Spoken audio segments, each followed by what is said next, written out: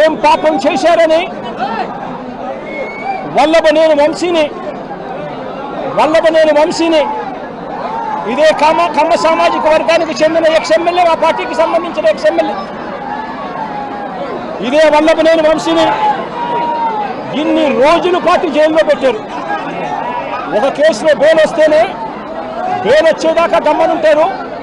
Bail వచ్చిన తర్వాత వెంటనే ఇంకొక కేసు కడతారు, మళ్ళీ జైల్లోనే పెట్టే కార్యక్రమం చేస్తారు. ఇవాళకి దాదాపుగా 2 నెలలు దాటిపోయింది. ఇవాళకి కూడా వంశీ జైల్లోనే చంద్రబాబు నాయుడు గారి సైడిజంకు బలవుతూ ఈరోజు వంశీ కూడా జైల్లోనే మగ్గుతూ ఉన్నారు. ఏం పాపం చేశారని అడుగుతా ఉన్నా. ఒకటి అయిపోయిన తర్వాత మరొకటి తప్పులు కేసులు పెట్టుకుంటూ వస్తూ ఉన్నారు. నేను అడుగుతా ఉన్నా, ఏం పాపం చేశారని కొడాలి నానిని మా పార్టీకి సంబంధించిన మరో కమ్మ నాయకుడు, మా పార్టీకి సంబంధించిన ఎక్స్ మినిస్టర్ కూడా ఏం పాపం చేశాడు అని చెప్పి తన మీద తప్పుడు కేసులు బనాయించి తనను హరాస్ ఎందుకు చేస్తా ఉన్నారని అడుగుతా ఉన్నా. ఇదే చంద్రబాబు నాయుడు గారు ఏం పాపం చేశారు అని అబ్బాయి చౌదరి బెంగళూరుకు సంబంధించి మా పార్టీకి సంబంధించిన ఎమ్మెల్యే, ఎక్స్ఎమ్మెల్యే ఏకంగా 9 కేసులు పెట్టారు. ఒక కేసు అయిపోయిన వెంటనే మరొక కేసు పెట్టి అబ్బాయి చౌదరిని చిత్రహింసలు గురి చేస్తూ ఉన్నారు. ఏం పాపం చేశాడని చెప్పి ఈ మాదిరిగా చేస్తూ ఉన్నారు అడుగుతా ఉన్నా. నా పక్కనే దేవనేని అవినాష్ ఉన్నాడు. అవినాష్ ఏం పాపం చేశాడు అని చెప్పి అవినాష్ను కూడా కేవలం కమ్మ సామాజిక వర్గంలో పుట్టాడు, చంద్రబాబు నాయుడును వ్యతిరేకిస్తున్నాడు, చంద్రబాబు నాయుడుకు ఊడిగం చేయడం ఇష్టం లేదు అన్నాడు అన్న ఒకే ఒక కారణంతో అవినాష్ను కూడా కేసుల మీద కేసులు పెట్టి రోజు హింసించే కార్యక్రమమే చేస్తూ ఉన్నాడు. కోర్టులకు పోయి బెయిల్ తెచ్చుకొని రోజు చంద్రబాబు నాయుడు గారితో యుద్ధం చేస్తూ ఉన్నాం.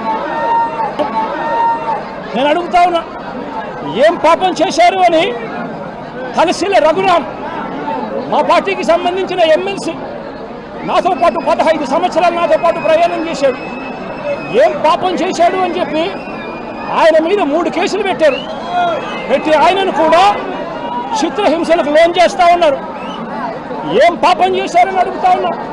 మా పార్టీకి చెందిన ఇదే కమ్మ సామాజిక వర్గానికి సంబంధించిన ఎక్స్ ఎంపీ ఎంబీబీ సత్యనారాయణ ఏం పాపం చేశాడు అని చెప్పి ఎంబీబీ సత్యనారాయణను చివరికి తాను వ్యాపారాలు కూడా ఆంధ్ర రాష్ట్రంలో చేసే పరిస్థితి లేకుండా తనను రాష్ట్రం నుంచి కూడా వెళ్ళగొట్టే కార్యక్రమం చేసి తనను బెదిరించి తప్పుడు సాక్ష్యాలతో తప్పుడు కేసులు బనాయించి ఇబ్బందులకు ఎందుకు గురి చేస్తూ ఉన్నారు అని చెప్పి గట్టిగా అడుగుతా ఉన్నా.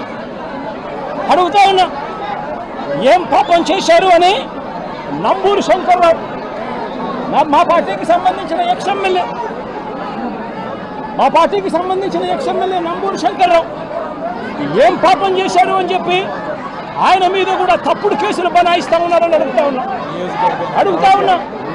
ఏం పాపం చేశాడు అని చెప్పి బ్రహ్మనాయుడు, నంబూరు శంకర్రావు అన్న బ్రహ్మనాయుడు అన్న ఇద్దరు ఎక్స్ఎమ్మెల్యేలు,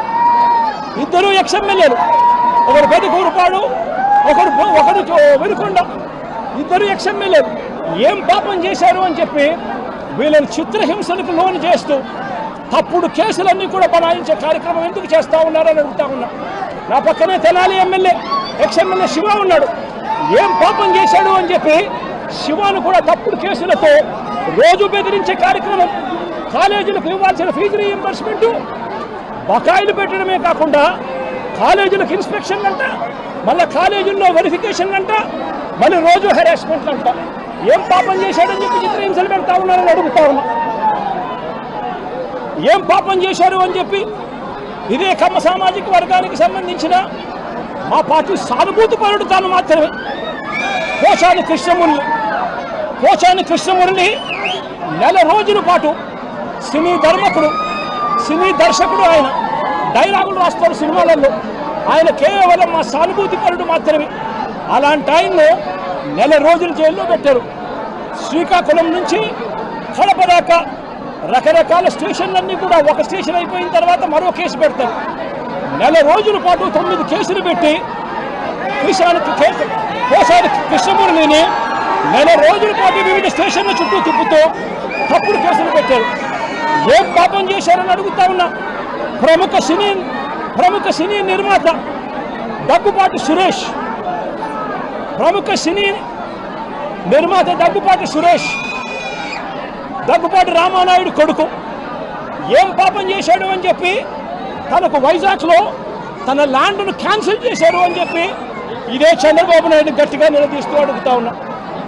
ఏం పాపం చేశారు అని చెప్పి రాజ్ కుమార్ను తన భార్య కృష్ణవేణిని మంగళగిరికి సంబంధించిన వాళ్ళు, రాజ్ కుమార్ అనే వ్యక్తి కమ్మబ్బాయి, కృష్ణవేణి అనే వ్యక్తి కమ్మబ్బాయిని పెళ్లి చేసుకుంది. సోషల్ మీడియాలో చంద్రబాబు నాయుడు గారికి వ్యతిరేకంగా జగన్కు అనుకూలంగా 4 మాటలు రాశారు. వాళ్ళు చేసిన పని అంతకన్నా ఇంకా ఏమీ లేదు. వాళ్ళని ఏకంగా వాళ్ళ మీద 11 కేసులు పెట్టి ఏకంగా నెల రోజుల పైగా వాళ్ళని జైళ్ళల్లో పెట్టి తిప్పారు. ఏకంగా ఆ పిల్లాడు ఫోటో చూస్తే సోషల్ మీడియాలో బాధ అనిపిస్తుంది. లోకేష్ ఫోటో పెట్టి ఆ పిల్లాడు రాజ్ కుమారు మోకాళ్ళ మీద నిలబడి ప్రాధేయపడతా ఉన్నట్టుగా దగ్గరుండి వాళ్ళ తెలుగుదేశంకి సంబంధించిన కార్యకర్తలు కొట్టి ఆయనతో చొక్కా ఇప్పించి ప్రాధేయపడేట్టుగా చేస్తా ఉన్నారు.